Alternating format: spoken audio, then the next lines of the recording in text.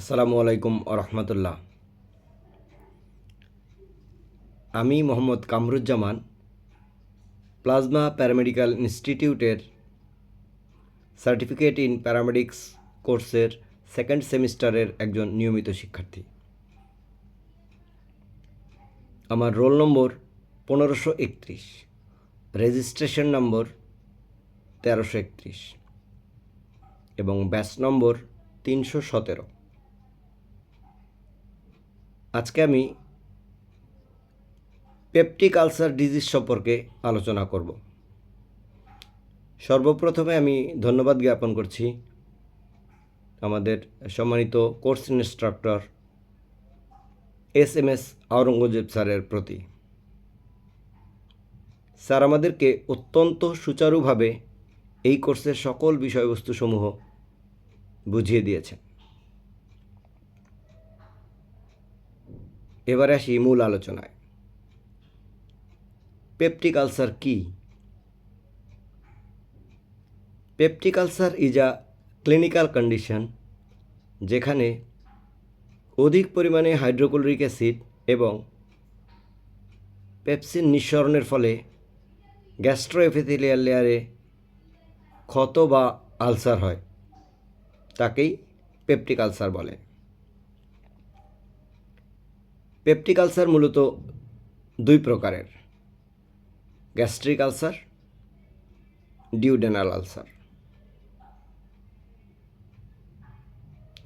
অধিক পরিমাণে hydrochloric acid নিঃসরণ এবং পেপসিন নিঃসরণের কারণে যখন স্টোমাকে আলসার হয় তখন তাকে গ্যাস্ট্রিক আলসার বলে।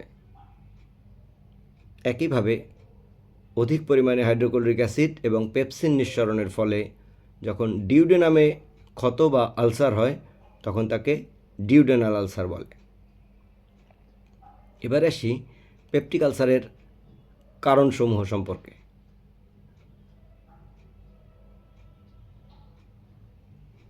পেপটিক আলসার বলতে আমরা গ্যাস্ট্রিক আলসার এবং ডিউডেনাল আলসারকে একত্রেই বুঝি। এই দু ধরনের রোগী একই রকমের কারণে হয়ে থাকে। ব্যাকটেরিয়াজনিত কারণ: হেলিকোব্যাক্টর পাইলোরি নামক এক ধরনের গ্রাম নেগেটিভ ব্যাকটেরিয়ার সংক্রমণের কারণে পেপটিক আলসার হয়ে থাকে। নিয়মিতভাবে non steroid anti inflammatory drugs without anti আলসারেন্টে সেবনের কারণে পেপটিক আলসার হয়ে থাকে।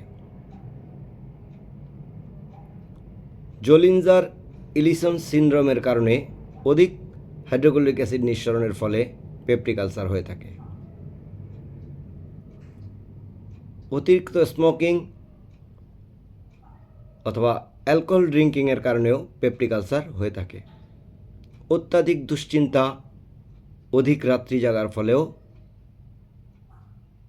পেপটিক আলসার হয়ে থাকে। এছাড়া অত্যাধিক তৈলযুক্ত খাবার, ভাজা পোড়া খাবার খেলেও পেপটিক আলসার হতে পারে।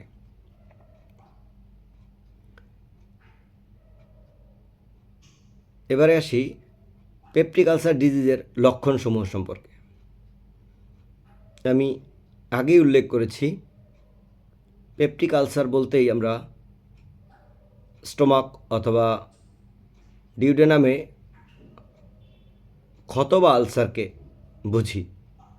সুতরাং পেপটিক আলসারের কারণে স্টোমাক অথবা ডিউডেনামে ক্ষত বা আলসার হবে।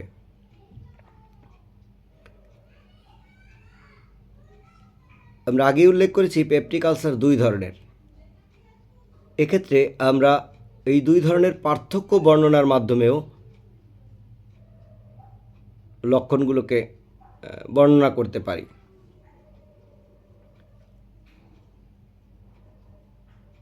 সেক্ষেত্রে গ্যাস্ট্রিক আলসার এবং ডিউডেনাল আলসারের পার্থক্য বর্ণনার মাধ্যমে লক্ষণগুলো বোঝানোর চেষ্টা করছি।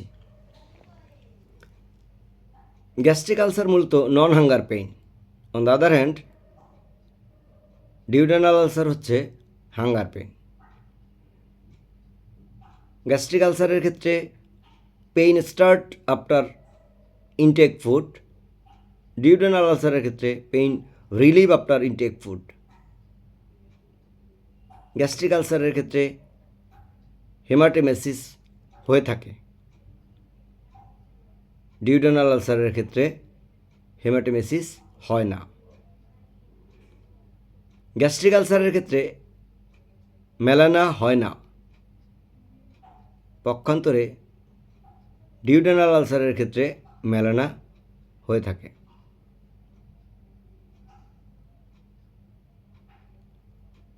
গ্যাস্ট্রিক আলসারের ক্ষেত্রে ব্যথা নাভির উপর থেকে কিছুটা বাম দিকে অনুভূত হয়।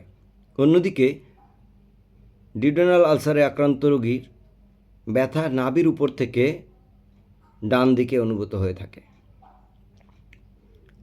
এই ছিল আজকে পেপটিক আলসার ডিজিজ সম্পর্কে সংক্ষিপ্ত বর্ণনা। সবাইকে ধৈর্য ধরে শোনার জন্য ধন্যবাদ জানাচ্ছি। আসসালামু আলাইকুম।